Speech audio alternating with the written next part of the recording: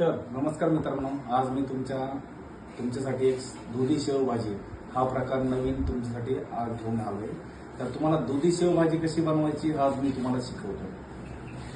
सर्वप्रथम कढईमध्ये तेल घेतले बघा मी आता. ते थोडेसे जिरे टाका. जिरे थोडं हळून घ्या. ओके, त्याच्यामध्ये कांदा टाका. त्याच्यामध्ये मिरची टाका.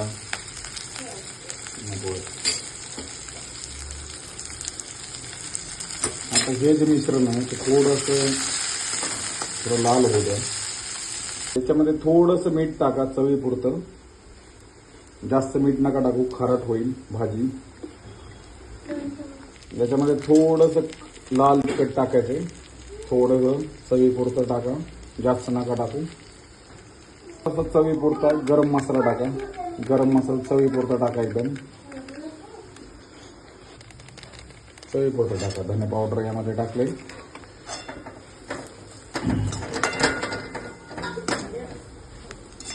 अर्धा ग्लास पाणी टाकते.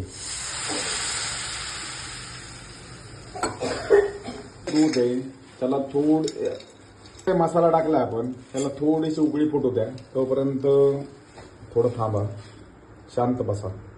जे तुम्ही गॅस लावलाय तो एकदम कमी आचवर लावा. एकदम म्हणजे त्याची फ्लेम जी आहे ती एकदम कमी असली पाहिजे बघा, म्हणजे नाहीतर हे करपून जाईल यातला जो मसाला आहे तो. मस्त उकळी आली बघा. आता ह्याच्यामध्ये आपण काय करू, दूध टाकू. तर आमची दूध टाक.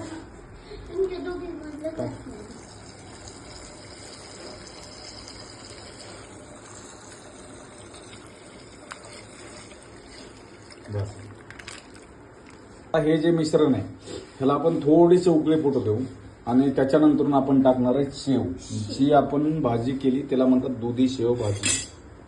तर ह्याला एक मस्त उकळी फुटू द्यायची. आता बघा, तुम्ही बघताय की उकळी फुटली एकदम मस्त पैकी. काय दुधाला मस्त पैकी उकळी फुटली बघा. काय आता ह्याच्यामध्ये टाकू आपण शेव. चिपन्नू टाकते आता यामध्ये शेव.